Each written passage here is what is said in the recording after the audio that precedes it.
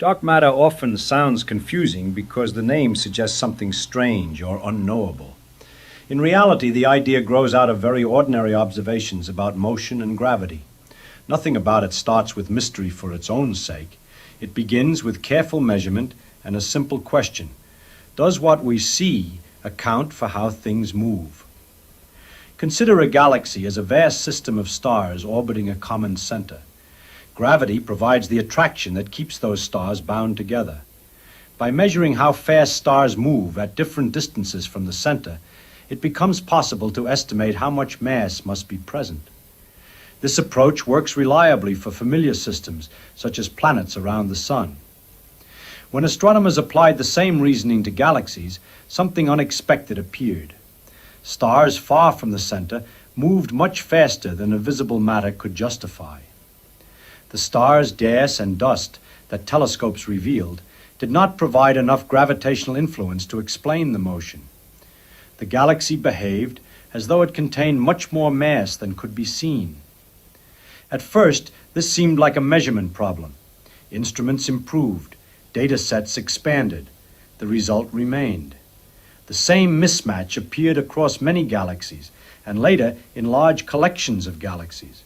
Motion consistently pointed to additional mass spread well beyond the bright regions. At that point, the issue could not be dismissed. Either gravity behaved differently on large scales, or a large amount of matter influenced motion without interacting with light. Dark matter enters as a name for that missing influence. The term does not describe what it is made of. It describes how it behaves. It refers to whatever produces gravitational effects without emitting or absorbing light. This way of thinking fits naturally within physics. Physical existence does not depend on visibility. It depends on measurable influence. Long before air was understood, its effects on motion and pressure made its presence undeniable. Dark matter occupies a similar logical role, though on cosmic scales. Evidence extends beyond galaxy rotation. Light passing near massive clusters bends more than visible matter alone predicts. The large-scale structure of the universe forms in ways that require additional gravitational influence early in cosmic history. Each observation points to unseen mass shaping space and motion. A deeper question follows naturally. Does this unseen influence come from a new kind of matter, or does it signal a need to revise how gravity behaves across vast distances? Both ideas aim to explain the same observations. Understanding dark matter begins with accepting that gravity responds to mass whether that mass shines or not. Following that influence carefully leads deeper into how matter, gravity, and the structure of space itself fit together. Following that influence leads straight into how dark matter becomes more than a label and turns into a measurable part of modern physics. One of the clearest moments came in the 1970s through the work of astronomer Vera Rubin, working with Kent Ford. Rubin studied how stars move within spiral galaxies. According to gravitational reasoning that works everywhere else, stars farther from the center should move more slowly, much like distant planets around the sun. What Rubin found refused to follow that expectation. The outer stars moved at nearly the same speed as inner ones. The motion traced a flat curve rather than a declining one. That result carried a sharp implications. Either gravity changed its behavior at galactic scales, or far more mass surrounded the galaxy than telescopes revealed. Rubin's careful measurements, repeated across many galaxies, pushed the idea of unseen mass from speculation into necessity.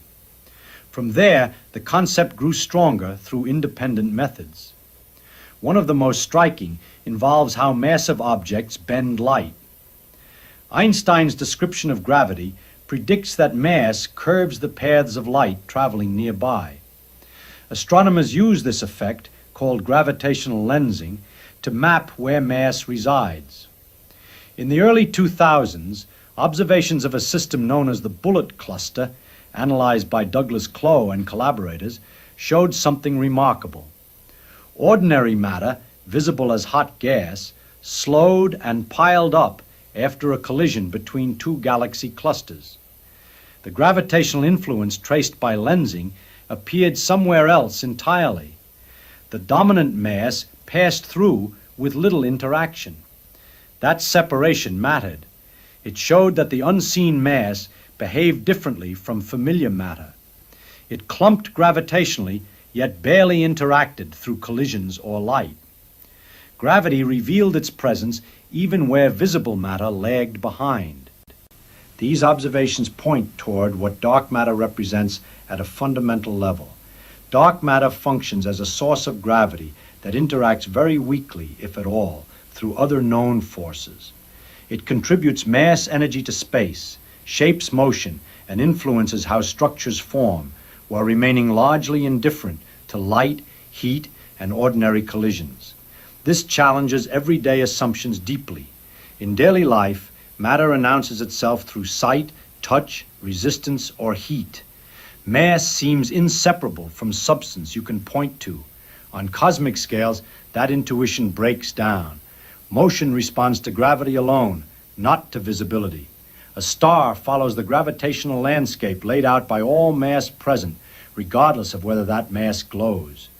Physicists model dark matter using this principle.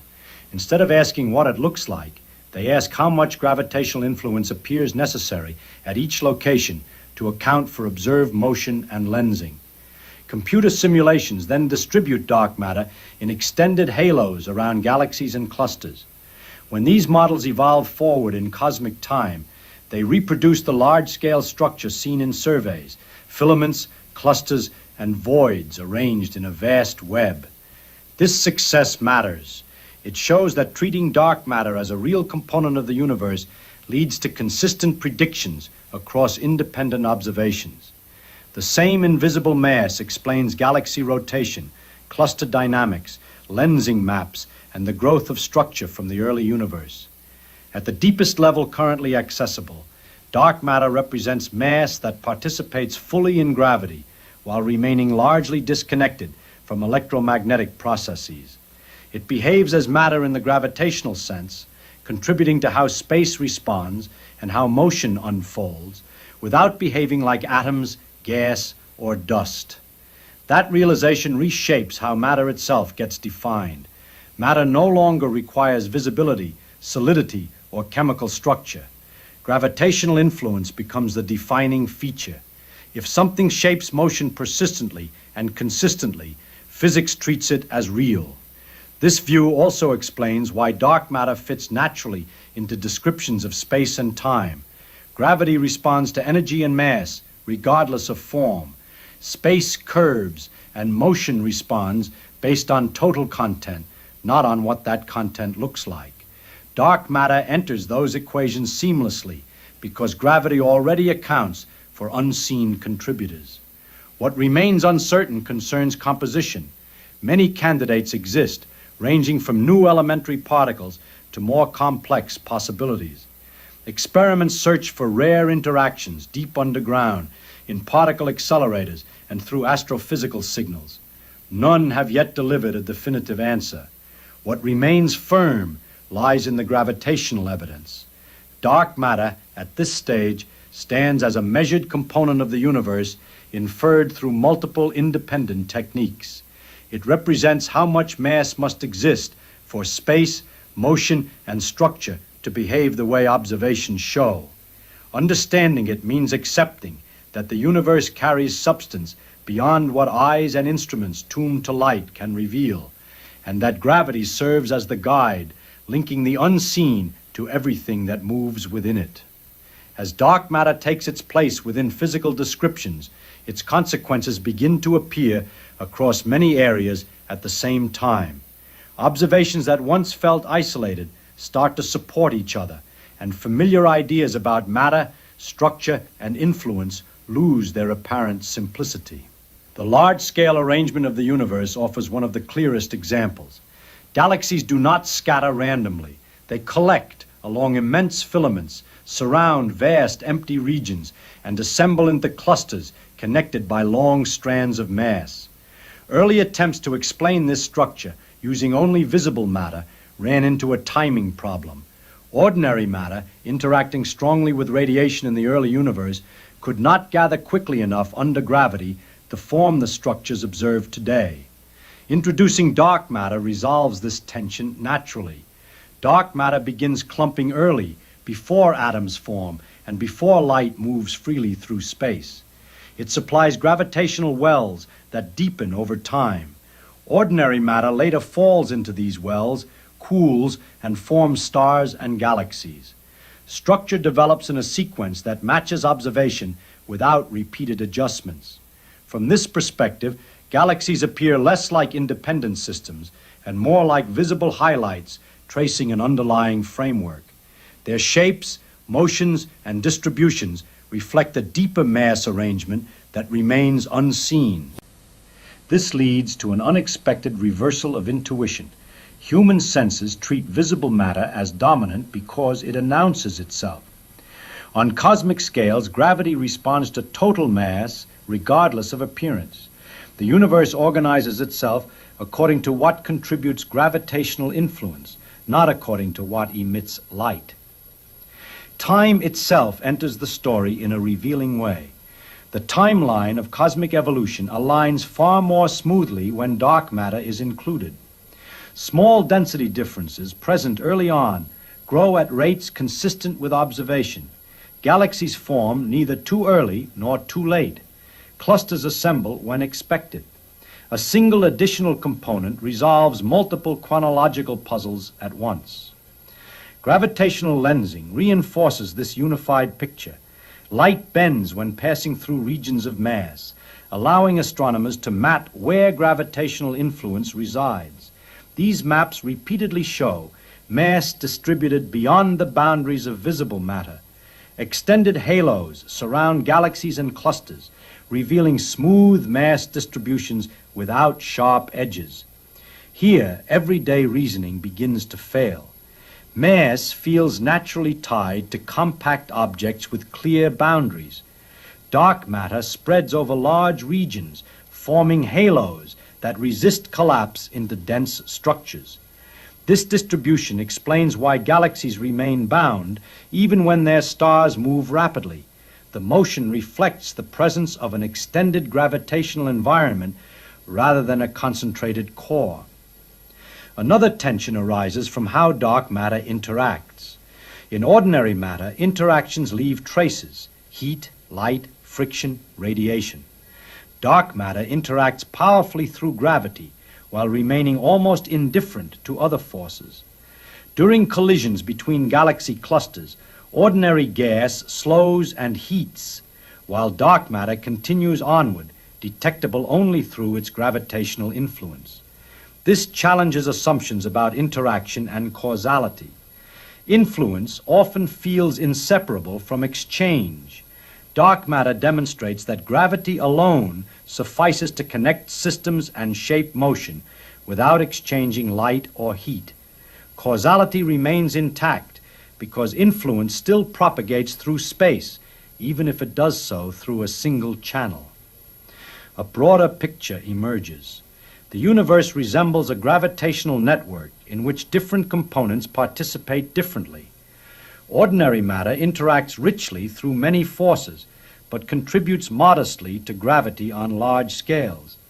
Dark matter contributes strongly to gravity while interacting weakly otherwise. Each component shapes cosmic behavior through its own interaction profile. Early skepticism treated dark matter as a placeholder for error. Over time, mismatches appeared repeatedly and independently.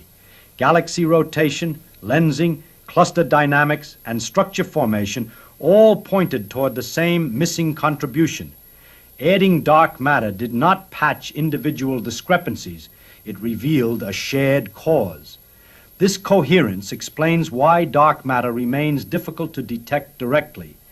Instruments designed to capture light or heat cannot register something that barely engages with those processes. Its presence must be inferred through motion, lensing, and large-scale structure. Physics already relies on inference in many domains. Gravity itself announces its existence only through effects. This reliance on inference carries an important implication. The universe does not restrict itself to what human senses evolved to detect. Perception samples a narrow band of reality.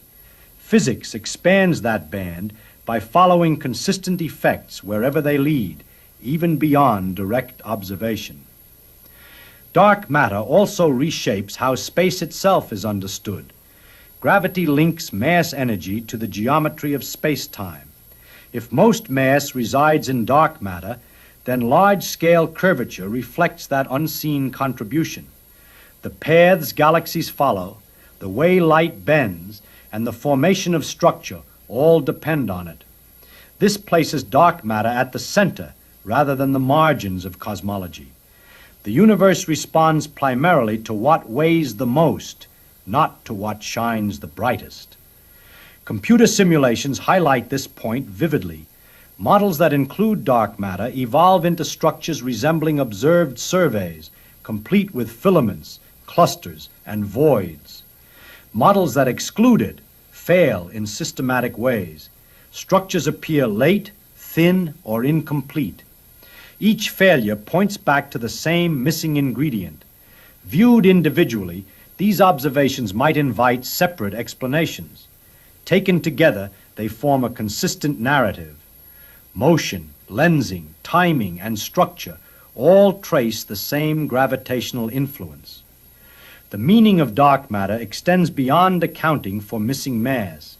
It indicates that physical reality includes components operating outside direct detection, shaping outcomes through long-term, large-scale influence. This does not diminish ordinary matter. It places it within a wider context. Stars and planets become visible expressions of deeper gravitational organization. What shines follows what weighs. Understanding dark matter in this way changes how explanation itself works. Instead of relying on appearance, physics relies on convergence. Multiple independent measurements pointing toward the same unseen cause outweigh the absence of direct detection. Dark matter connects gravity, motion, space, and cosmic history into a unified framework. Each reinforces the others. What once appeared as scattered anomalies now reads as different perspectives on the same underlying structure. That realization carries an important implication. The universe remains intelligible even when much of it lies beyond immediate perception.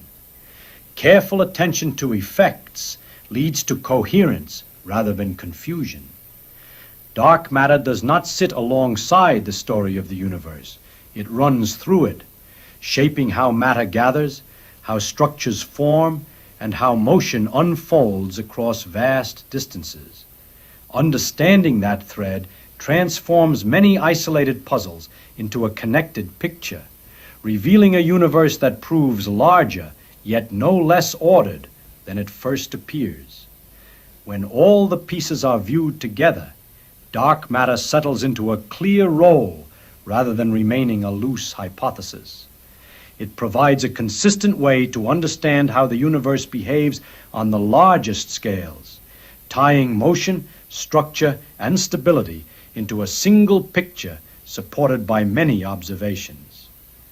Galaxies rotate as they do because they sit inside extended regions of unseen mass. Clusters remain bound because additional gravitational influence surrounds them. Light bends along paths shaped by more mass than telescopes reveal.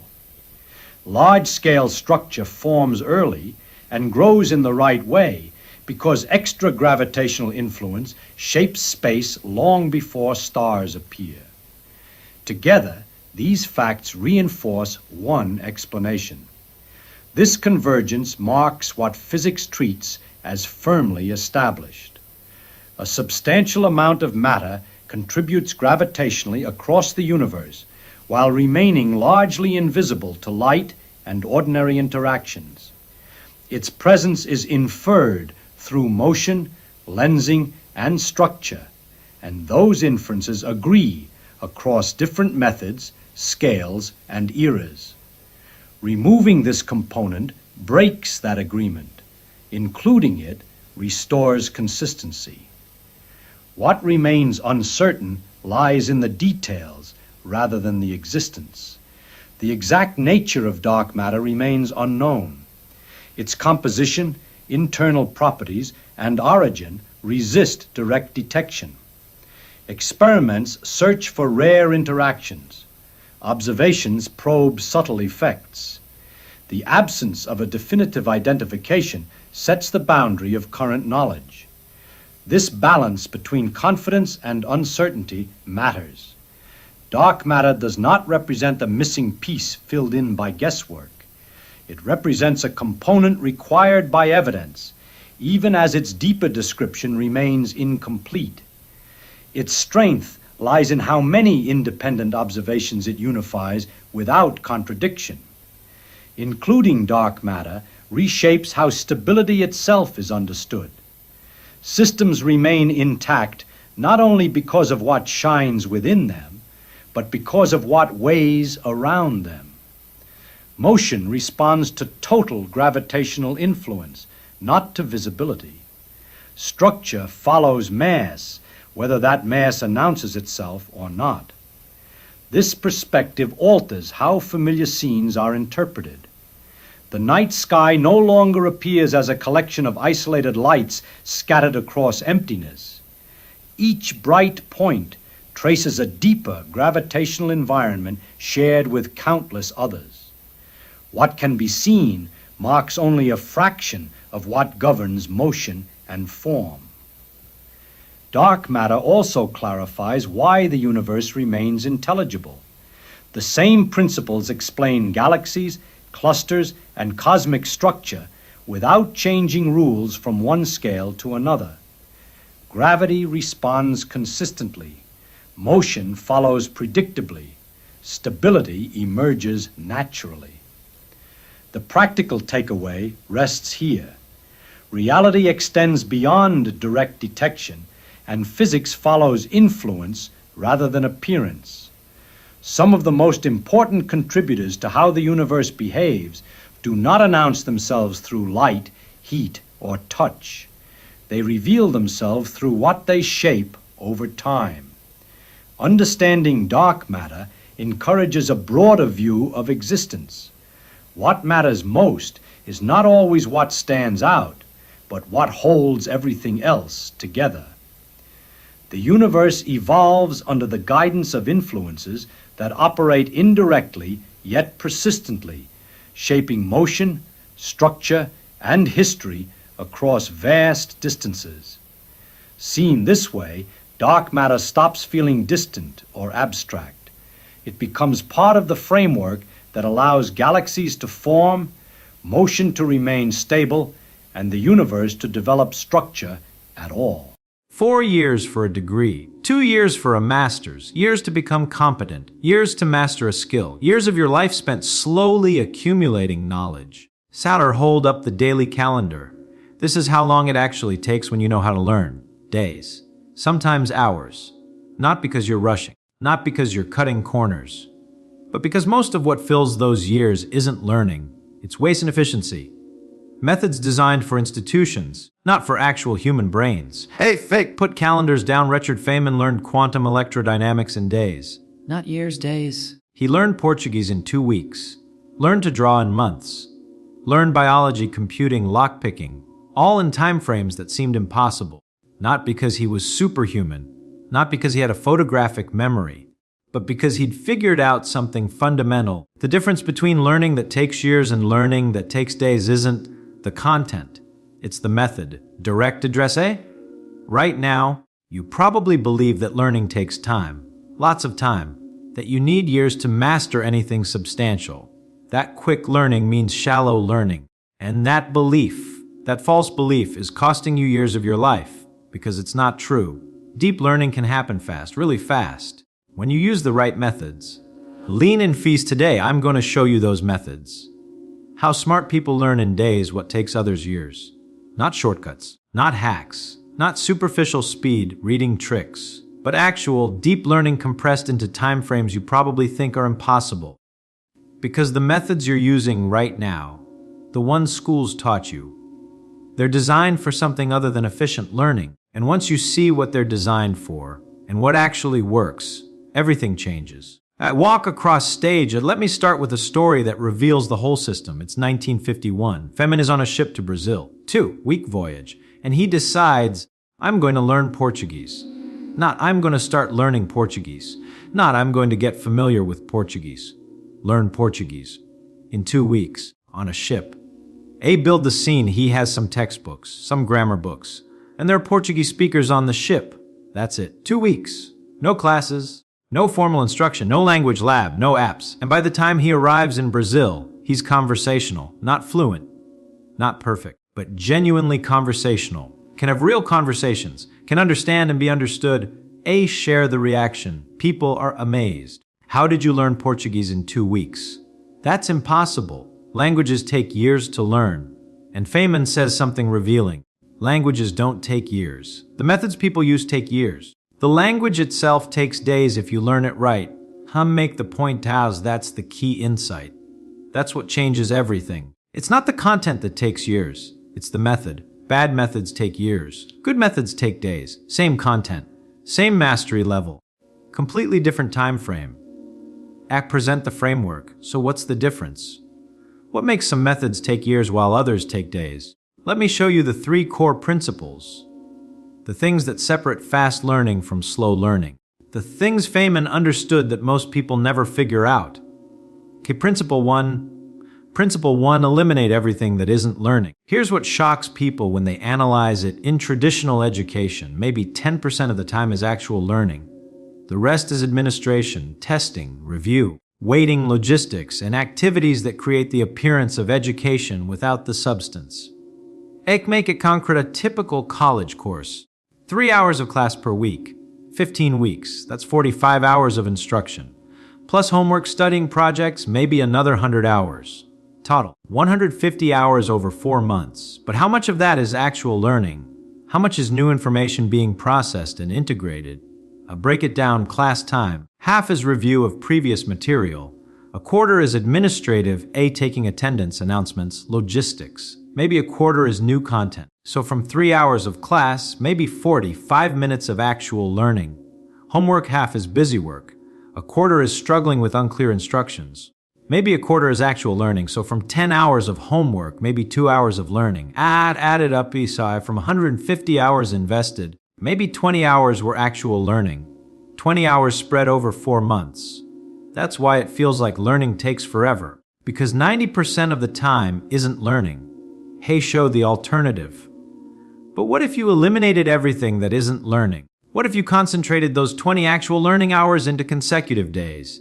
20 hours of focused learning over 1 weekend, or 4 5-hour days. That's it. That's the actual learning content of a semester-long course, compressed. Give Feynman an example. This is what Feynman did. He didn't spread learning over months. He didn't pad it with busy work and review and logistics. He identified the actual learning, the new information, the new skills, and he focused exclusively on that. Portuguese. Strip away the classroom time, the homework, busy work, the formal instruction, the scheduled classes. What's the actual learning? Understanding grammar patterns, acquiring vocabulary, practicing conversation. Maybe 30 hours of actual work, concentrated into 2 weeks. To make the principle clear, eliminate everything that isn't learning. Test yourself. Is this activity actually processing new information, building new understanding, developing new skill? If no, cut it. Most of what fills learning time isn't learning. It's scaffolding, padding, institutional necessity. Cut it all. Focus only on actual learning. Principle 2, learn by doing, not by preparing to do. Here's the typical approach: study first. Prepare thoroughly. Make sure you understand everything before you attempt anything. Only practice once you're ready. That approach takes forever. Because you're never ready. You're always preparing. Make the contrast of Feynman's approach: start doing immediately. Day 1. Even when you don't know what you're doing, especially when you don't know what you're doing. Learning happens through doing, not through preparing to do. So do first. Learn through the doing. Prepare only when doing reveals what you need to prepare. Ek give concrete example. A traditional language learning, study grammar for months, memorize vocabulary for months, practice pronunciation for months, then maybe try to have a conversation. Result years of study still can't converse. Because all the preparation doesn't actually teach conversation. Only conversing teaches conversation. A harsh show Feynman's approach, or Feynman learning Portuguese, started having conversations day one, badly, with massive errors, constantly getting stuck. But each attempt revealed exactly what he needed to learn. I can't express past tense. I need to learn past tense verbs. Right now. Learn those. Try again. I don't know the word for this common thing. I need that word. Right now. Get it. Try again. Learning driven by doing. Immediate application. No wasted preparation on things he wouldn't need yet. Make it practical. Want to learn programming. Don't spend months studying syntax. Write a program day one. It won't work. Fix the errors. Each error teaches you something specific you need to know. Learn exactly that. Try again. Want to learn to draw. Don't spend weeks studying theory. Draw something day one. It will look bad. Identify what's wrong. Learn exactly how to fix that specific problem. Try again. I make the principle clear. Learn by doing, not preparing. Doing creates immediate feedback. Shows you exactly what you need to learn. Prevents wasting time on things you don't actually need. Compresses months of preparation into days of targeted learning.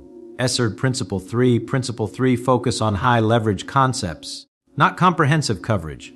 Traditional education tries to teach you everything. Complete coverage, every topic, every subtopic, every detail. Comprehensive. That takes forever, because most of what you learn has low leverage, minimal impact, doesn't generalize. Make the distinction, and smart learners identify high leverage concepts. The 20% of content that gives you 80% of the capability. The core principles that generate understanding of everything else. The patterns that repeat everywhere. Learn those first, deeply. Then everything else becomes easy or unnecessary. Give example, a traditional biology education. Memorize thousands of facts, names of structures, specific processes, detailed mechanisms, comprehensive coverage of everything. Takes years. And most of it doesn't actually help you understand biology. The VAR show the alternative high leverage biology evolution by natural selection, cell theory, DNA-protein relationship, energy flows, maybe 10 core concepts. Learn those deeply, really deeply, and suddenly you can reason about most biological phenomena. The thousands of facts become obvious applications of the core concepts. You don't need to memorize them. You can derive them. Give Feynman example. Feynman learning biology. He didn't try to memorize everything. He identified core concepts, memorized almost nothing, but understood the patterns so deeply he could figure out specifics when needed. His biology colleagues had memorized vastly more facts, but he could solve problems they couldn't. Because he had high leverage understanding, not comprehensive memorization. Make it practical in any field. What are the core concepts, the fundamental patterns? The high leverage principles. Learn those first, deeply. Everything else either follows from those or doesn't actually matter. Don't aim for comprehensive coverage. Aim for deep understanding of high leverage concepts. That's how you compress years of learning into days. Bring principles together. So those are the 3 principles. 1. Eliminate everything that isn't learning. 2. Learn by doing, not preparing to do. 3. Focus on high leverage concepts, not comprehensive coverage. Make the promise or apply these 3 principles, and learning that would normally take years happens in days. Not superficially, deeply. With genuine understanding and capability. Present the method. Now let me give you the specific method. The step-by-step process that implements these principles. The way to learn anything in days. Step 1. Identify the core capability you want to develop. Now, I want to learn Spanish. Too vague, too broad. What specifically do you want to be able to do? I want to have basic conversations in Spanish about everyday topics. That's specific, measurable, achievable in days with the right method. Make it content, not, I want to learn programming. What capability specifically? I want to build simple web applications that store and display data. Specific, focused, learnable in days. This year, explain why this matters as vague goals take forever because you never know when you're done. You keep studying, never actually achieving anything. Specific capabilities can be achieved quickly. You know exactly what you need to learn. You know when you've achieved it. You can focus. Kerser Step 2. Step 2. Find the minimal viable knowledge. What's the absolute minimum you need to know to start doing the thing? Not everything. The minimum. Some give example, conversational Spanish. Minimal viable knowledge present tense verbs, about 50 common ones. Essential vocabulary, maybe 500 words. Basic sentence structure. That's it. Maybe 20 hours of actual learning. You won't speak perfectly. You won't have comprehensive knowledge, but you can have basic conversations. You can do the thing. Continue building web applications. Minimal viable knowledge, HTML basics, CSS basics, JavaScript basics, how to store data, how to display data. Maybe 40 hours of actual learning.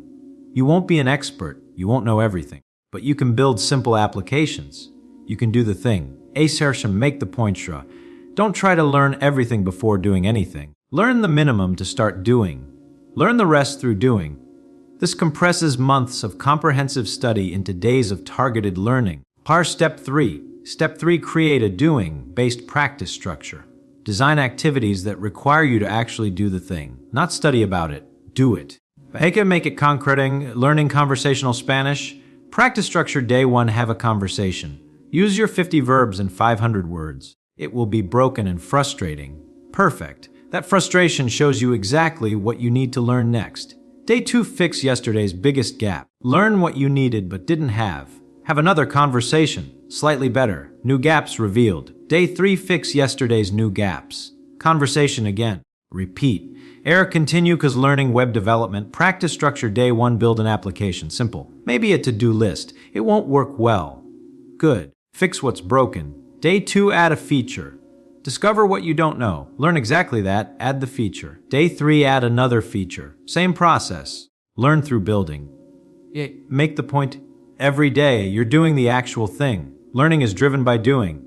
You learn exactly what you need, exactly when you need it. No wasted preparation. No abstract study disconnected from application.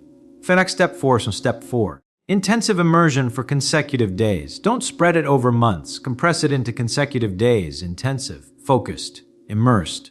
Explain why, when you spread learning over months, you forget between sessions. You need constant review. You lose momentum. You never get into deep flow. But when you compress into intensive consecutive days, you maintain context. You build momentum. You enter flow states. You learn exponentially faster. Make it concrete. Instead of 1 hour per day for 100 days, do 10 hours per day for 10 days. Same total time, vastly different results. The consecutive intensive approach keeps everything in working memory. You don't forget between sessions. Each day builds on the previous without loss. Give Feynman example. This is what Feynman did. When he decided to learn something, he immersed. Days of consecutive focused work, not scattered sessions over months. Portuguese 2 weeks of immersion. Biology intensive periods of focused study. Lockpicking days of concentrated practice. Make the caution. This requires clearing your schedule, taking time off, creating space. You can't do this while juggling other obligations. But it's worth it. 10 days of immersion accomplishes what months of scattered effort never could. Step 5. Compress feedback loops. Traditional learning has slow feedback. You study. Then weeks later, you test. You don't know if you're learning effectively until weeks have passed. Fast learning has immediate feedback. You try. Immediately discover if it worked. Immediately adjust. Immediately try again. Or make it practical.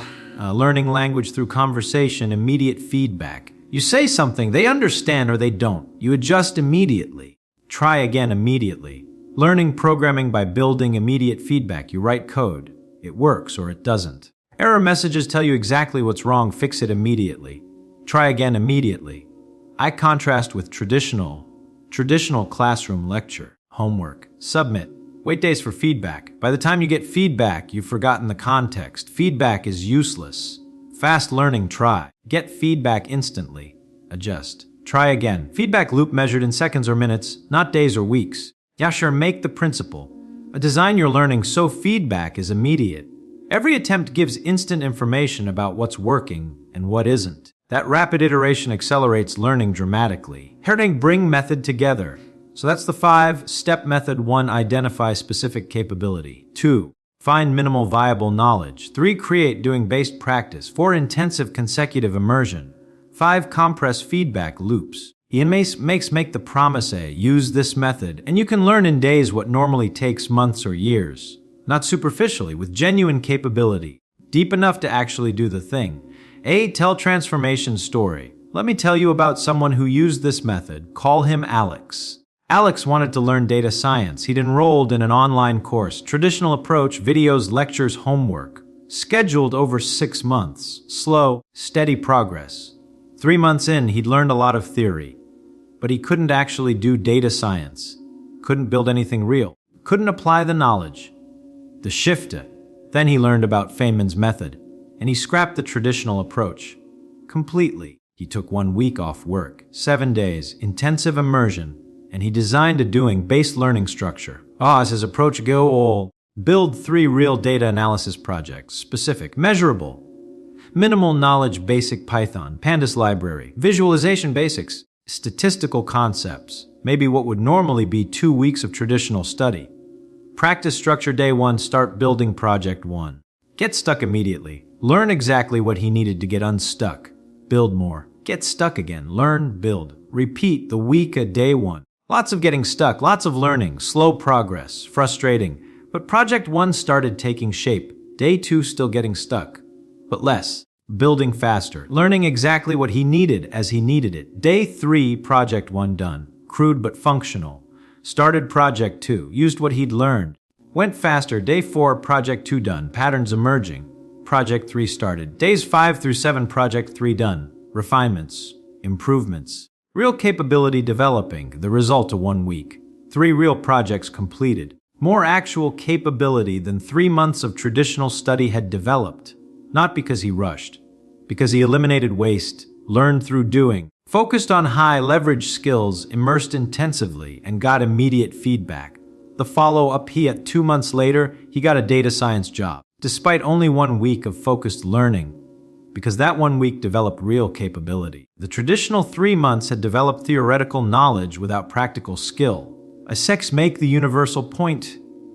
That's available to you, that compression, that acceleration, that ability to learn in days instead of years, not by cutting corners, not by learning superficially, but by eliminating waste, focusing on what matters, and learning through intensive doing. Address objections. Now, some objections you might have, but doesn't deep learning require time? Don't you need years to really master something? Answer. Deep learning requires intensive focused practice. Not time. You can get more deep practice in 10 intensive days than in a year of scattered hours. Mastery takes time to develop, yes, but initial competence, the ability to actually do the thing at a functional level, that can happen in days with the right method. And initial competence is where most people give up. They spend years trying to reach basic capability using slow methods, then quit before getting there. Fast methods get you to initial capability quickly. Then you can decide if you want to continue to mastery. But at least you have the capability. You can do the thing. Second objection, but won't I forget if I learn so quickly? Don't I need spaced repetition over time to retain? Answer, you forget abstract knowledge studied in isolation. You don't forget capabilities you've actually used to do real things. When you learn through intensive doing, you're not just memorizing, you're building skills. Skills stick better than abstract knowledge. And if you do need to retain abstract knowledge, you can add spaced repetition after the intensive learning. But the intensive immersion creates the initial learning. Spaced repetition just maintains it. Third objection. But I don't have time to take 10 days off for intensive learning. Fox answer. You're already spending the time, just spread over months, with massive waste, inefficiently. Take the total time you'd spend learning something the traditional way. Compress it. Eliminate the waste. And you'll find it fits into much shorter intensive periods. 1 week of intensive immersion replaces 6 months of scattered study. You're saving time, not spending more. Make the choice clear. The question isn't, do you have time for intensive learning? The question is, do you want to spend months learning slowly or days learning fast? At present, the deeper principle. Here's the deeper principle behind all of this. Schools aren't designed for fast learning. They're designed for institutions, for schedules, for standardization, for processing large numbers of students. for credentialing. A, make it clear fast learning is inconvenient for institutions. Can't standardize it. Can't schedule it easily. Can't process masses through it. Can't credential it simply. So institutions use slow methods. Not because slow is better, but because slow is institutionally convenient. The liberation, but you're not an institution. You don't need institutional convenience. You need actual learning, so you can use fast methods. The methods that actually work for human brains. The methods that compress years into days. Richard Feynman's insight of Feynman understood this. He learned outside institutions whenever possible. When he had to work within institutions, he ignored their slow methods and used fast ones anyway. That's why he could learn so much, so deeply, so quickly. Because he refused to be limited by institutionally convenient methods. Walk to center So here's what you need to understand: learning doesn't take years. Bad methods take years. Good methods take days. It's our direct statement. You can learn conversational language in weeks. You can learn programming in days. You can learn to draw in months. You can develop real capability in any field in compressed time frames that seem impossible with traditional methods. The 3 principles that eliminate everything that isn't learning. Learn by doing, not preparing to do. Focus on high leverage concepts, not comprehensive coverage. Not for the 5 steps to identify specific capability. Find minimal viable knowledge. Create doing-based practice. Intensive consecutive immersion. Compress feedback loops. Asset the promisee. Use these and years compress into days. Not because you're rushing. Not because you're cutting corners. But because you're eliminating waste and focusing on what actually creates learning. Final challenge, so here's my challenge: pick one thing, one skill, one capability you've been meaning to learn, something you thought would take months or years, and learn it in a week, using this method, intensive immersion, doing-based practice, focused on high-leverage concepts, immediate feedback. Ayers make the prediction, you'll be shocked how much you can learn, how deep you can go, how capable you can become, in just 1 week of focused, efficient, intensive learning. And you'll realize it was never about the time. It was always about the method. Final statement: smart people don't learn slowly. They learn fast. Not because they're smarter, because they use better methods. Stop using methods designed for institutions. Start using methods designed for human brains. Learn in days, not years. Thank you. If you want to understand more about how Feynman learned, the specific techniques he used, the detailed practices, the actual methods for learning anything quickly, do me a favor, like this video and subscribe to the Mind of Richard Feynman channel. We're exploring how to learn efficiently, how to compress years into days, how to develop real capability fast. Join us. Let's learn like geniuses together. See you in the next one. You know what's strange about the way people approach getting things done?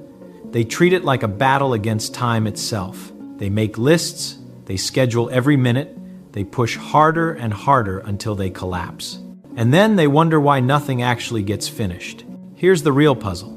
The people who seem to accomplish the most aren't the ones grinding away 16 hours a day. They're often working less, enjoying it more, and producing work that actually matters. How is that possible? The answer isn't what you think. It's not about willpower or discipline or managing your time better. Those things help, sure, but they're missing the fundamental principle. The real secret is understanding what work actually is at the level of your brain. Let's start with what everyone gets wrong. When you sit down to work, you probably think the goal is to spend time working. That's the first mistake. Time spent is not the same as work done. You can sit at a desk for 8 hours and accomplish almost nothing. We've all done it. The second mistake is even more subtle. People think that if they just eliminate distractions, they'll be productive. So they find a quiet room, they close the door, they clear their desk, and then nothing happens. Or worse, something does happen, but it's the wrong thing. They spend 3 hours perfecting something that doesn't matter. Why? Because productivity isn't about removing obstacles. It's about understanding how the brain actually processes work. And the brain has some very particular rules about what it can and cannot do. Here's the first principle. The brain can only hold about 3 or 4 distinct ideas at once in active thought, not more. That's not a limitation we can overcome with practice. That's architecture.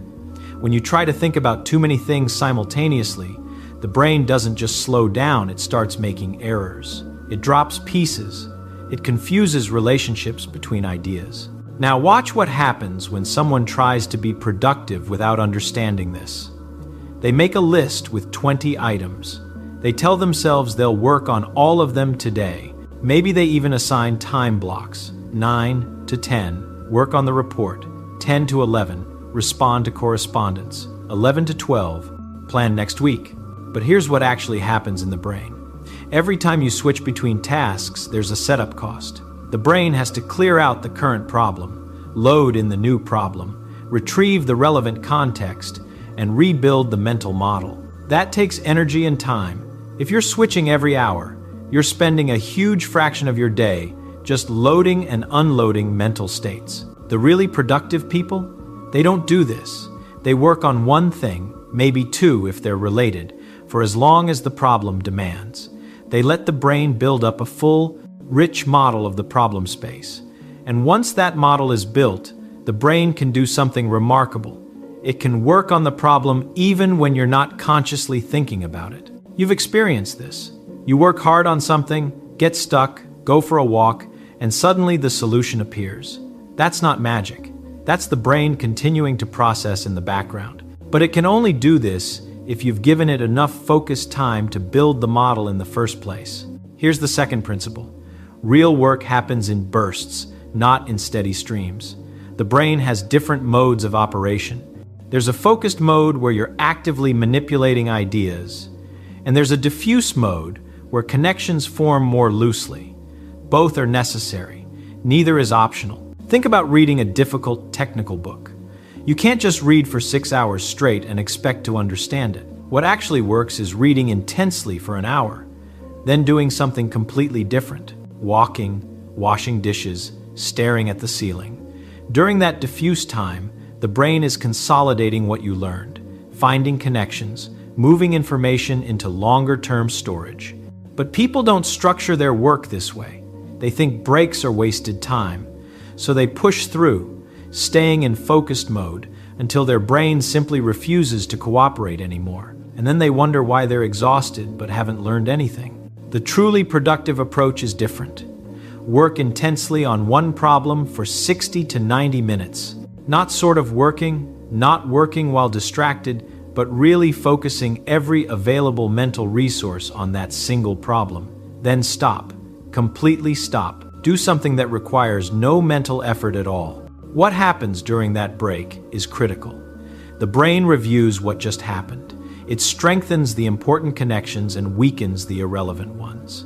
It finds patterns you didn't consciously notice. When you come back to the work, you're not just rested, you actually understand the problem better than you did before the break. Now here's where it gets interesting. The third principle, the brain is remarkably good at knowing what's important, but only if you let it. There's a natural filtering system that sorts problems by urgency and significance.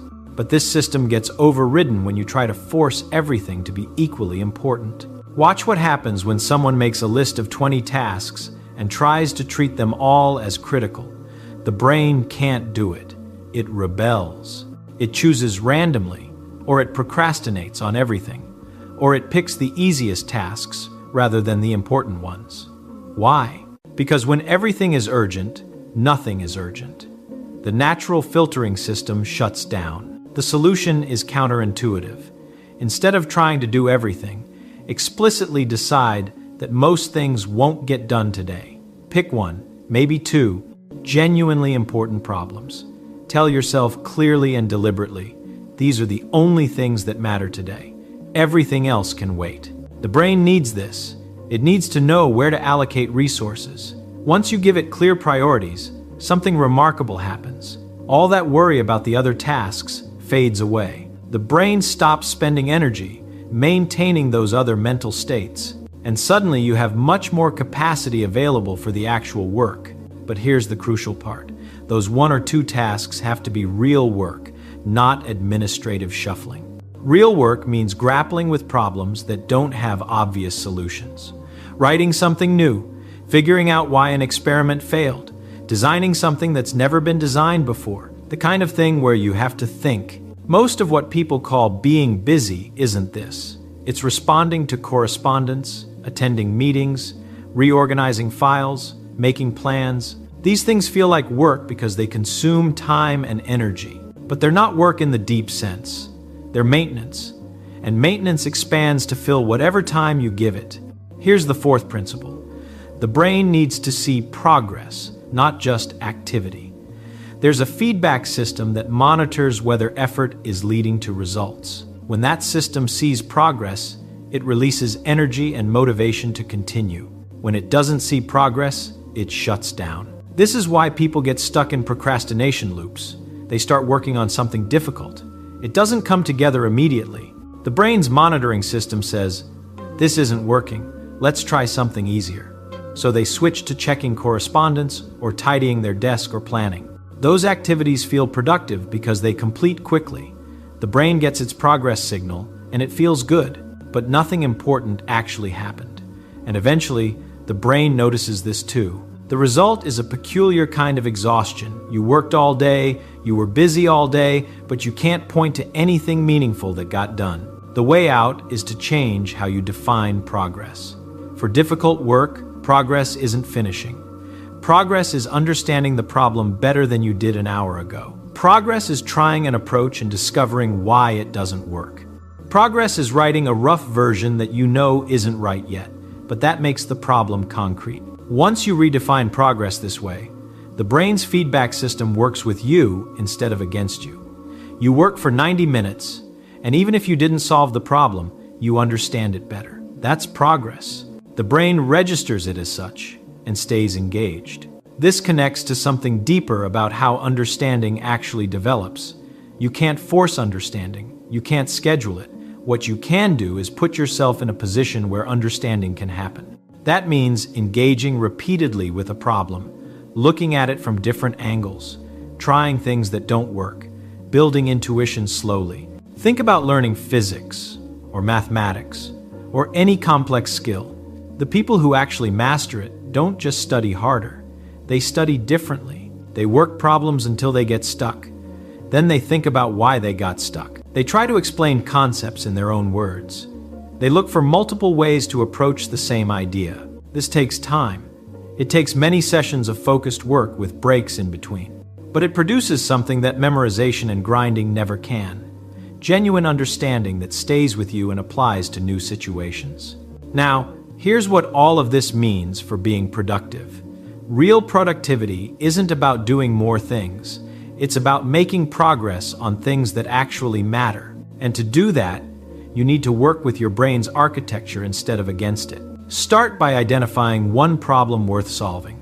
Not 10, not 5, one. Something where progress would actually change things. Then clear away everything else, not forever, just for the next 90 minutes. During those 90 minutes, focus completely. No half attention, no checking other things, no multitasking. Just you and the problem. Work until you get tired or stuck, whichever comes first. Don't push past that point. The tired brain doesn't produce good work. It produces work that you'll have to redo. When you stop, really stop. Go for a walk. Make something to eat. Do anything that requires no significant mental effort. Don't feel guilty about this. This is part of the work. During this time, your brain is consolidating, connecting, preparing for the next session. Then, and only then, come back for another focused session. With a fresh brain, the problem often looks different. Solutions that weren't visible before become obvious. Approaches that seemed impossibly complex become manageable. Do this pattern twice, maybe 3 times in a day, and you'll accomplish more than most people do in a week of scattered effort. Not because you worked longer, but because you worked with purpose and with an understanding of how the brain actually functions. The people who seem impossibly productive aren't superhuman. They're not more disciplined or more motivated. They've just figured out this pattern, consciously or unconsciously. They protect their focus. They work on one thing at a time. They take real breaks, and they trust that the brain will do its job if they give it the right conditions. There's one more crucial piece to this. You have to become comfortable with leaving things undone. Not important things. Those get your focused attention. But all the small tasks, the administrative details, the things that could be done but don't really matter, these have to wait. This is harder than it sounds. We're taught that being responsible means handling everything promptly, but that's backwards. Being truly responsible means recognizing what's important and protecting your ability to do it well. Everything else is just noise. When you work this way, something unusual happens. You stop feeling busy all the time. Instead, you feel calm and focused during work sessions and genuinely relaxed during breaks. And at the end of the week, you look back and realize you accomplished more than you used to in a month. That's what real productivity feels like. Not like grinding, not like forcing yourself, not like battling against time. It feels like the natural result of understanding how the brain works and cooperating with it. The question isn't whether you can be this productive. You can. The question is whether you're willing to work differently than everyone around you, to focus on one thing when others are juggling 10, to take breaks when others are pushing through, to leave minor tasks undone when others are scrambling to handle everything. It takes confidence to work this way. You'll look like you're doing less, but you'll know something that others don't. Real work isn't measured in hours or tasks completed. It's measured in problems solved, in understanding gained, in things created that didn't exist before. That's the kind of productivity that matters. That's the kind that compounds over time, building on itself, creating something genuinely new. And it's available to anyone who's willing to stop fighting their brain and start working with it instead. Try this tomorrow. Pick one problem, give it 90 minutes of complete focus. Take a real break. Come back fresh, see what happens. You might be surprised at how much is possible when you stop trying to do everything and start doing something that matters. There's something else that happens when you work this way, something that takes longer to notice but matters more than anything else. The quality of your thinking changes. When you're constantly scattered, jumping between tasks, always half distracted, your brain never gets to go deep. You stay on the surface of problems. You find the obvious solutions, the conventional approaches, the things everyone else would think of. There's nothing wrong with that, but there's nothing remarkable about it either. But when you give your brain extended time with a single problem, something different becomes possible. After the first 30 minutes, you exhaust the obvious approaches. After 60 minutes, you start seeing patterns that weren't visible before. After 90 minutes, if you're really focused, you sometimes reach a state where the problem starts revealing its own structure. This is where the interesting work lives. Not in the first answer that comes to mind, but in the 5th or 6th attempt after you've tried the simple approaches and found them wanting. That's when you have to actually think, when you have to look at the problem from angles that aren't immediately obvious. Most people never reach this depth because they don't stay with any single problem long enough. They get uncomfortable with not having an immediate answer, so they move on to something easier, or they get interrupted and lose the thread entirely. Either way, they stay forever on the surface. The irony is that the surface is where everyone else is working too. So if you stay there, you're competing with everyone. Your work looks like everyone else's work. Your solutions are the same solutions everyone else finds. There's no advantage to be gained.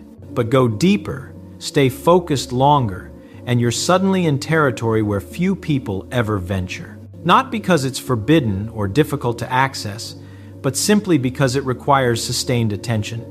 And most people don't give themselves permission to work that way. This is where the compound effects start to appear. Each time you solve a problem at depth, you build intuition about how those kinds of problems work. The next time you face something similar, you start deeper than you did before. Over months and years, this adds up. You develop a way of seeing problems that others don't have. This isn't about being smarter.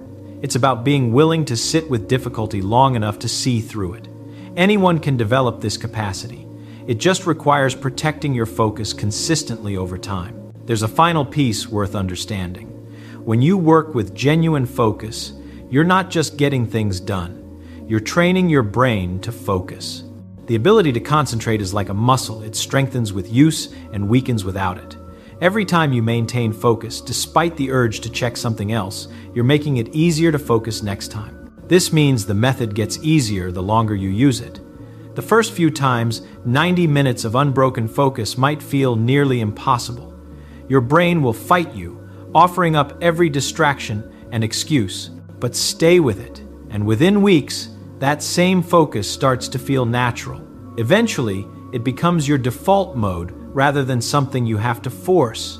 That's when productivity stops feeling like work and starts feeling like inevitability. You sit down, focus comes naturally, problems yield to sustained attention, and meaningful work happens almost effortlessly. Not because the work got easier, but because you've trained yourself to engage with it properly. This is what's possible when you stop treating productivity as time management and start treating it as attention management. Everything flows from that one shift in understanding. Here's something that doesn't make sense. People set goals all the time. They write them down, they think about them, they tell their friends about them, and then nothing happens. The goal sits there like a piece of furniture in a room nobody uses. What's going on? The answer isn't what most people think. It's not about willpower. It's not about wanting it badly enough. The real problem is that goals and actions live in different worlds, and most people never build the bridge between them. Think about what a goal actually is. It's a description of a future state. I want to learn physics. I want to write a book. I want to be in better shape. These are descriptions, nothing more. And here's the peculiar thing. The brain doesn't know what to do with descriptions. The brain works with actions, with sequences, with patterns of behavior that can be executed right now. When someone says, "I want to learn physics," they're holding a photograph of a destination. But there's no map, there's no sequence of steps. There's just this image of being somewhere other than where they are. And then they wonder why they're not making progress. This confusion runs deeper than most people realize. Goals feel productive. Writing them down feels like you're doing something. Thinking about them creates a little burst of satisfaction, almost as if the future you've imagined is already starting to become real. But that feeling is a trick. The brain can't tell the difference between imagining something vividly and actually doing it, not completely. So you get a small reward from just thinking about the goal, which actually reduces the motivation to pursue it. What you need instead is something entirely different. Not goals, but systems. And the difference between these two things is fundamental. A system is a repeating pattern of behavior that exists in time. It's not a destination. It's a process that happens on a schedule. Every Monday and Thursday at 7 in the morning, you sit down with your physics textbook for 1 hour. That's a system. It has a time, a place, a specific action, and a trigger that sets it in motion. The system doesn't care about the distant future. It only cares about what happens next Monday at 7. Here's why this matters. The brain is extraordinarily good at learning patterns and executing them automatically. Give it a consistent sequence, same time, same place, same action, and after a few repetitions, the system starts running itself. You don't have to decide whether to study physics on Monday morning. The decision was made when you designed the system. Monday morning arrives, and the behavior unfolds. This is how we actually do things in the world. Not through constant acts of will, but through the construction of reliable machinery that operates whether we feel like it or not. Now, building these systems requires understanding something specific about how behavior works. Every action has 3 components: a cue, a routine, and a consequence.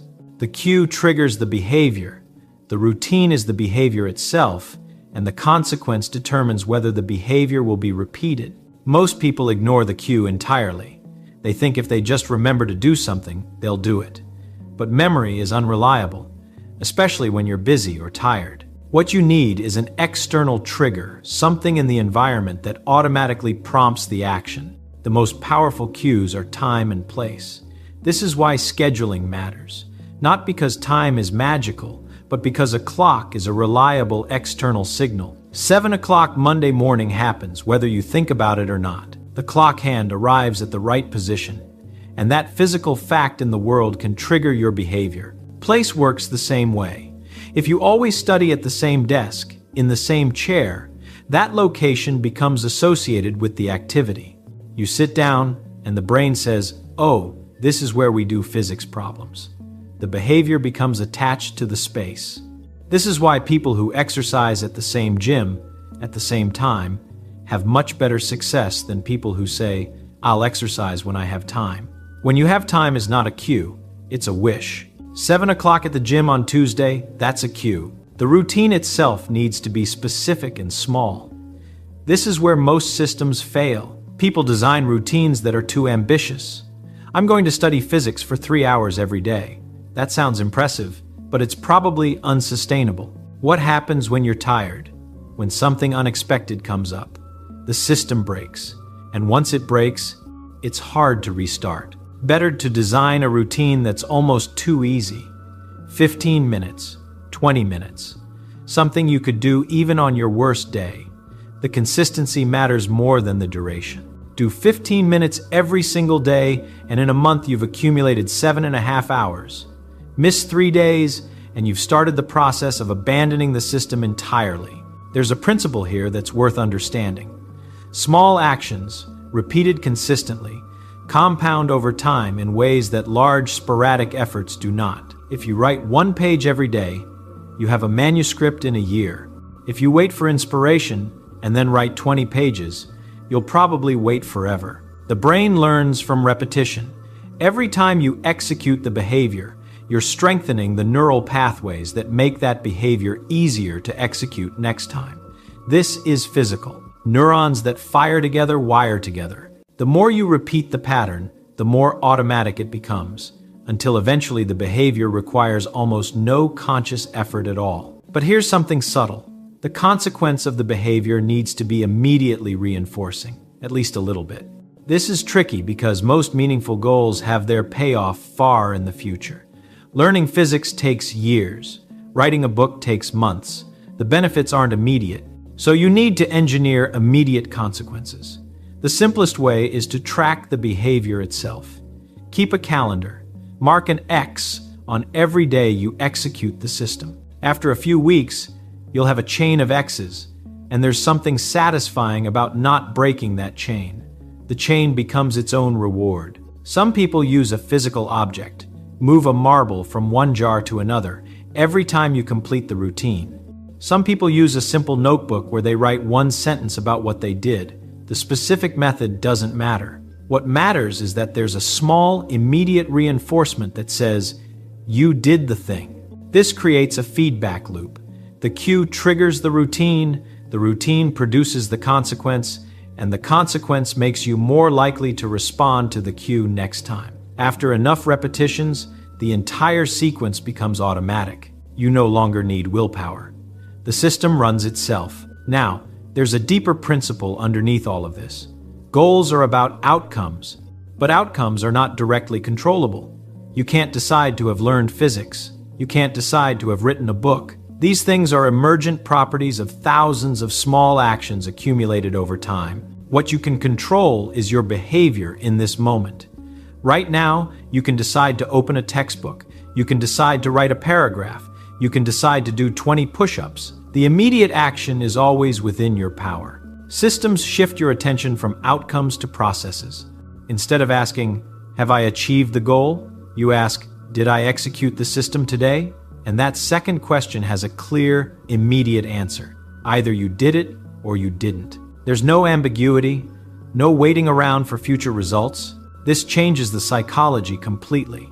With goals, you're always measuring yourself against something you haven't accomplished yet. You're always falling short until the moment you succeed, and that moment might be months or years away. With systems, you succeed every single day you execute the behavior. The success is immediate and tangible.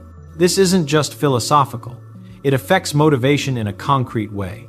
The brain releases dopamine not when you achieve distant goals, but when you make progress toward them. Every time you execute your system, you're creating a small win, and small wins produce the neurochemical reward that keeps you going. There's another aspect to this that's worth thinking about. Systems free up mental resources that goals consume. When you have a goal, part of your mind is constantly monitoring your progress, worrying about whether you're doing enough, feeling anxious about the gap between where you are and where you want to be. This monitoring takes energy. With a system, there's nothing to monitor except whether you did today's routine. Either you studied physics for 20 minutes this morning, or you didn't. That's it. No need to calculate how many more years of study you need. No need to compare yourself to others. No need to worry about the ultimate outcome. Just execute the system and move on with your day. This mental simplification is powerful. It reduces decision fatigue. It eliminates the constant internal debate about whether to do the thing. Monday at 7, you study physics. There's no decision to make. But let's be clear about something. Systems aren't magic. Building a system takes thought and planning. You need to understand your own patterns. When do you have consistent time available? Where can you work without interruption? What cues already exist in your environment that you can leverage? Some people are naturally structured. They wake up at the same time every day, eat at the same time, follow predictable routines. For these people, adding a new system is relatively straightforward. Find a slot in the existing pattern and insert the new behavior. Other people have lives that are more chaotic. Different schedule every day, unexpected demands, lots of interruptions. For these people, building systems is harder, but even more important. You need to find the stable points, the times or places that are reliably available, and build your systems around those anchor points. Maybe you can't control when you wake up, but you always eat lunch. Okay, the 15 minutes after lunch is when you read. Maybe your evenings are unpredictable, but you always commute home from work. Use that time. The specific implementation doesn't matter. What matters is finding the reliable patterns in your life and attaching new behaviors to them. There's also the question of multiple systems. Can you maintain several at once? The answer is yes, but with a caveat. Each system requires a certain amount of mental overhead until it becomes automatic. If you try to install 5 new behaviors simultaneously, you'll probably fail at all of them. Better to build systems sequentially. Start with 1. Execute it consistently for several weeks until it becomes automatic. Then add another. The first system is now running on autopilot, so you have mental resources available to establish the second one. Build your life this way, one system at a time, and after a year or two, you'll have a collection of automated behaviors that produce enormous cumulative results. Here's where this gets interesting. Once you have several systems running, they start to interact. The system where you exercise every morning gives you more energy, which makes the system where you study in the evening easier to maintain. The system where you read for 20 minutes before bed improves your thinking, which makes your work system more effective. This is compound interest, but for behavior. Each system produces benefits that amplify the effects of your other systems. The whole becomes greater than the sum of its parts. And there's something else. Systems create identity. When you execute a behavior consistently, you start to see yourself as the kind of person who does that thing. You're not someone who wants to learn physics. You're someone who studies physics every Monday and Thursday morning. That's who you are. This identity shift is subtle but profound. Identity shapes behavior more powerfully than goals ever could. Now, what about the goals themselves? Should you abandon them entirely? Not exactly. Goals are useful as direction indicators. They tell you which systems to build. If your goal is to learn physics, that suggests building a system around regular study. If your goal is to write a book, that suggests building a system around daily writing. The goal provides direction, but the system provides movement. You need both. The mistake is focusing on the goal at the expense of the system, or worse, thinking that setting the goal is itself an accomplishment. There's a final piece to this that ties everything together. Systems work because they align with how the brain actually operates. The brain is not a rational planning engine. It's a pattern-matching machine that learns from repetition and responds to cues in the environment. When you try to achieve goals through willpower and decision-making, you're fighting against the brain's natural operating system. You're trying to consciously control every action, every day, forever. That's exhausting, and it doesn't work for long. When you build systems, you're working with the brain's natural machinery. You're installing patterns that become automatic. You're using external cues to trigger behavior instead of relying on memory and will. You're creating immediate feedback loops that reinforce the behavior. You're doing what the brain is already designed to do. This is why systems work when goals fail. Not because systems are more powerful, but because they're compatible with the way behavior actually operates in the physical machinery of the brain. So here's what you do. Take the goal that's been sitting in your mind like unused furniture. Ask yourself, what specific behavior, repeated regularly, would move me toward this? What time and place could I attach this behavior to? What cue would trigger it reliably? How can I make the behavior small enough that I could do it on my worst day? Design the system. Write it down. Be specific. Not I'll study more, but every Monday and Thursday at 7 a.m., I sit at my kitchen table with my physics textbook for 20 minutes. Then execute it. Do it once. Then do it again. Then keep doing it until you don't have to think about it anymore. Until Monday morning arrives and you're at the kitchen table with the textbook before you've fully woken up. That's when you know the system is working. Build systems like this, one at a time, and something remarkable happens. The life you wanted to live, the one you described with your goals, starts to emerge naturally from the systems you've built. Not because you forced it into existence, but because you constructed reliable machinery that generates the right behaviors automatically. The future you imagined wasn't wrong. You just needed to understand that futures aren't destinations you arrive at. They're patterns of behavior extended through time. Build the right patterns, and the future builds itself. If this made you think differently about how to approach what you want to accomplish, hit subscribe.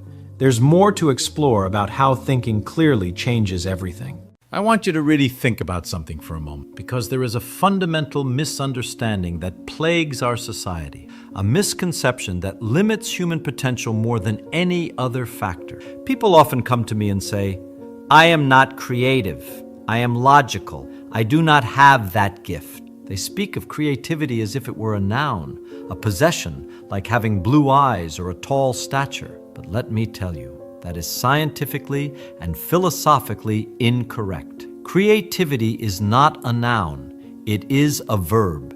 It is something you do, not something you have. Just as you do not wake up and simply have focus or motivation, you must generate them. You must also generate creativity. Consider children. If I were to walk into a kindergarten class right now and ask, who here is an artist? Every single hand would shoot up. They do not hesitate. They do not judge themselves. They simply explore. But somewhere along the line, we learn to fear being wrong. We learn to conform. We stop doing creativity and start waiting for it to strike like lightning. The secret is, you are already one of the gifted few. The machinery is there. You have simply forgotten how to operate it because you have retreated into what I call the cocoon.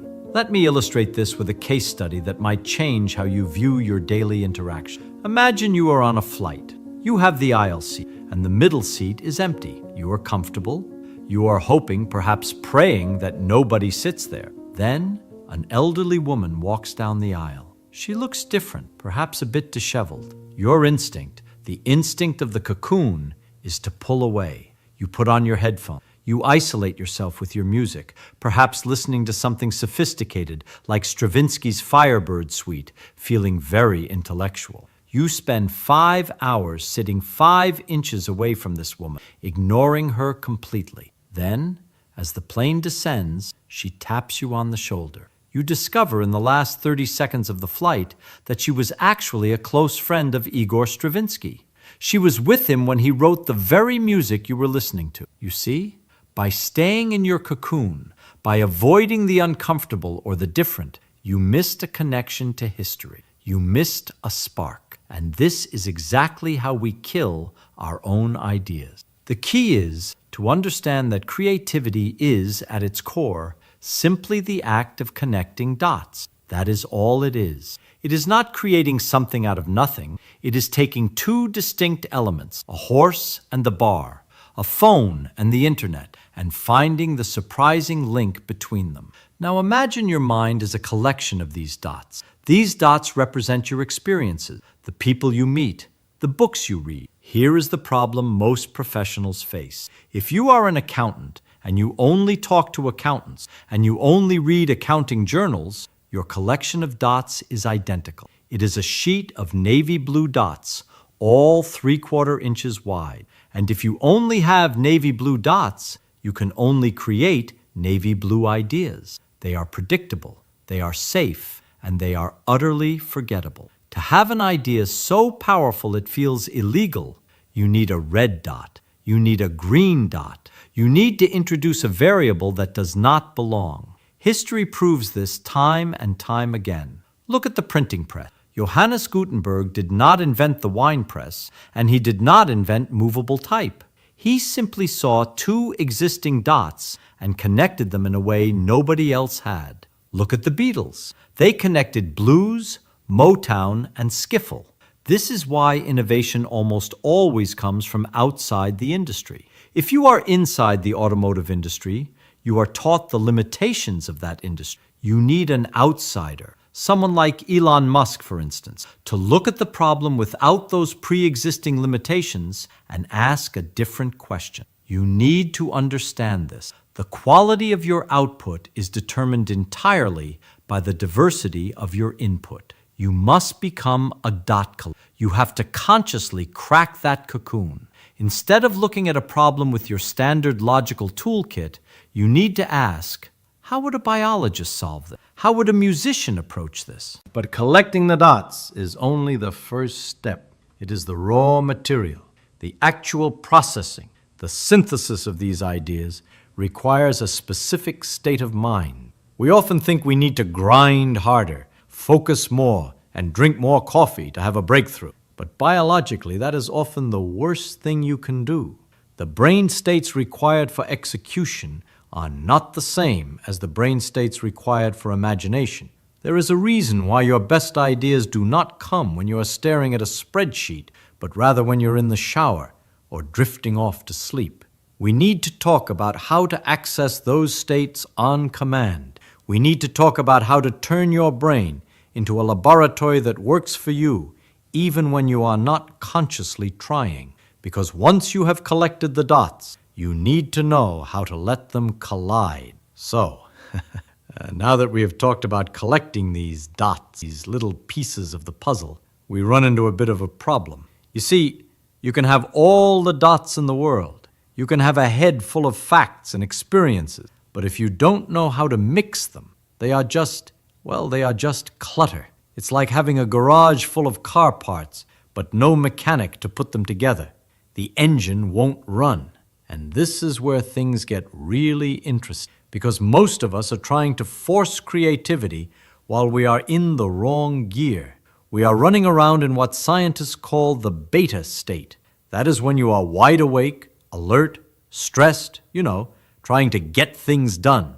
But trying to be creative in that state is like trying to plant a garden in the middle of a highway. It's just too fast. The soil isn't right. The secret is you have to slow the machine down. You have to find the gaps between the noise. Have you ever noticed, and I mean really noticed, that your best ideas never come when you are sitting at your desk, staring at a blank screen, gritting your teeth? No. They come when you are in the shower, or when you are driving down a long, boring road, or right when you are drifting off to sleep. Why is that? Is it the water? Is it the soap? No, it's the brain wave. When you relax, when you step away from the problem, your brain shifts down into alpha or theta states. The critical guard at the door takes a coffee break, and suddenly, all those dots you collected starts floating around and bumping into each other. That is when the magic happens. I want to tell you about Albert Einstein. Pretty smart guy, right? He knew this. He understood that he couldn't just think his way to a breakthrough using logic alone. So he had this trick, this little game he played with his own biology. He would sit in his favorite chair to take a nap, but he would hold a rock in his hand, and on the floor, right beneath his hand, he would place a metal plate. He would let himself drift, drifting down from being awake into that twilight zone, that theta state, where the dreams start to mix with reality. And just as he fell asleep, his hand would relax, the rock would fall. Clang! It would hit the plate and wake him up. He didn't want to sleep. He wanted to surf the edge of sleep, because right there, in that slippery moment between waking and dreaming, that is where the genius lives. You need to understand this. You have a supercomputer between your ears, but you are only using it when the monitor is on. You are ignoring the background processing. We spend, maybe 20 years of our lives sleeping? And 3 to 5 years of that is just dreaming. Most people treat sleep like a waste of time. They think it's just a shutdown mode, but it's not. It's a work mode. History is filled with people who knew how to use this illegal power. Mary Shelley? She didn't sit down and logically deduce the plot of Frankenstein. She dreamt it. Paul McCartney? The melody for Yesterday, one of the most covered songs in history, he woke up with it playing in his head. The periodic table of elements? A chemist saw the structure in a dream. They weren't just lucky. They were using a different operating system. So, how do you do it? How do you actually program this computer instead of just hoping for a random glitch of brilliance? It starts with intention. You know how, if you have to catch an early flight, say at 4 a.m., you set your alarm, but you wake up 2 minutes before it goes off? You have done that, right? We all have. That is your brain following a command you gave it hours ago. It has an internal clock. Well, if your brain can wake you up at a specific time just because you asked it, what else can it do? The key is to give it a job before you clock out.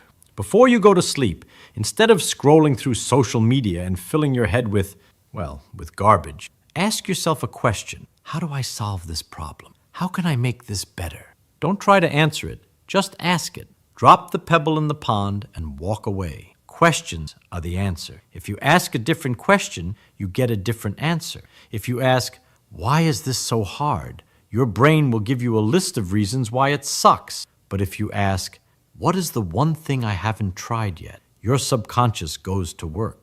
It spends the next 8 hours digging through that pile of dots you collected, looking for a connection. But then, and this is where everyone fails, this is where the tragedy happens. You wake up. You are in that beautiful, groggy theta state. The ideas are there. They are bubbling up like fresh water. And what do? You reach for your phone. Boom, gone. You flood your brain with emails, texts, bad news, other people's lives. You kick yourself out of the creative state and slam right back into that stressed out beta state. You are reacting to the world instead of creating it. You have to protect that first hour. You have to be jealous of it. Keep a journal by your bed. Capture the gold before it evaporates. Because, really, creativity isn't about adding more stress. It's about removing the interference. It's about asking the right question, stepping back, and letting the machine do what it was built to do. It's not magic. It's engineering. You are engineering your own biology to produce genius. And frankly, it is a lot more fun than staring at a blank wall waiting for lightning to... Now, once you have the dots and you have the state of mind, there is one more piece, the execution. Because you can dream up Frankenstein or the iPhone, but if you don't know how to put it into the world, it's just a ghost. And this is where we have to talk about courage and being willing to look like a fool. This is where we have to talk about the thing that stops almost everyone. You can collect all the dots in the world. You can have the most diverse, colorful collection of experiences. You can be a physicist who paints and studies ancient Greek poetry, and you can have the best morning routine in existence. You can do the Einstein trick with the rock. You can write down your dreams, but it all means absolutely nothing. Zero. If you don't have the courage to look like a complete idiot. I mean it. You have to be willing to look foolish. Because, think about it. A creative idea, by definition, is something new. It hasn't been done before. And if it hasn't been done before, it looks weird. It looks wrong. It looks like it doesn't belong. And our instinct, that cocoon instinct we talked about, screams at us to keep our mouths shut so we don't get laughed at. The secret is, the best ideas always sound crazy at first. There is this story, a wonderful story, about a TV show back in the 80s. They had booked a huge star. I think it was Johnny Depp, but he canceled at the last minute. Panic. Absolute panic. The producers are sitting around a table, sweating, trying to figure out who to book. They are suggesting quarterbacks, news anchors, the standard blue dot idea. And then, the lowest paid writer in the room, a guy nobody really listened to, pipes up and says, I can do something with liquid nitrogen. Now, imagine that. You are looking for a celebrity guest, and this guy suggests freezing an onion. The boss told him to shut up. Literally, shut up, Bill, because it didn't fit the pattern. But the writer kept going. He painted a picture. He said, "No, look, we freeze a marshmallow, we eat it, smoke comes out of our nose. It'll be funny." He connected two dots that had no business being together, hard science and sketch comedy. And because he was willing to look stupid, because he was willing to be the different dot in the room, that writer, Bill Nye, became the science guy. He changed the world for an entire generation of kids, but he could only do that because he cracked the cocoon. He didn't stay in his lane. You need to understand this. The future, the world we are heading into, it doesn't belong to the people who can just follow instruction. We have machines for that now. We have computers that can calculate faster than you, memorize more than you, and organize data better than you ever will. The logical work, that is going to be outsourced. It's gone. But what cannot be outsourced, what a machine cannot do, is dream. A machine cannot wake up with a melody in its head because it broke up with its girlfriend. A machine cannot look at a wine press and see a printing press because of a hunch. The future belongs to the creatives. It belongs to the dot connected. It belongs to the people who are brave enough to ask, what if, instead of just, what is? So, here is my challenge, and I want you to really take this serious. I want you to do something today that makes no sense. I want you to go out and collect a dot that scares you a little. If you are a tech guy, go take a pottery class. If you are an artist, go read a book about quantum mechanics. Go talk to someone who disagrees with you politically, not to argue, but just to see how their brain works. Treat people like puzzle pieces. When you see someone weird on the bus or the plane, don't put on your headphones. Lean in. Ask a question. How is this like that? Because, really, creativity is the only infinite resource we have. We can run out of oil. We can run out of land. But we can never run out of ideas as long as we keep colliding with it, as long as we keep the walls down. You have the machinery. You have the alpha states, the theta states, the dream state. You know that you need to protect that first hour of the morning. Please, for the love of physics, stop looking at your phone as soon as you open your eyes. Let your brain breathe. Let it work for you. And one last thing. It's kind of important. If you found a little spark here, if something in this rambling clicked, then you are probably one of us. You are a dot collector, and we need more of you. So, do me a favor. Down below, there is a button that says subscribe. Click it. Not because I need the numbers. Well, maybe I do. But because you need the reminder. You need to be around other people who are asking these questions. And leave a comment. Tell me, what is one weird thing you are going to do this week to crack your cocoon? I really want to know. Now, go. Go collect some dots. The world is waiting for your next idea, and it better be a good one. See you next time.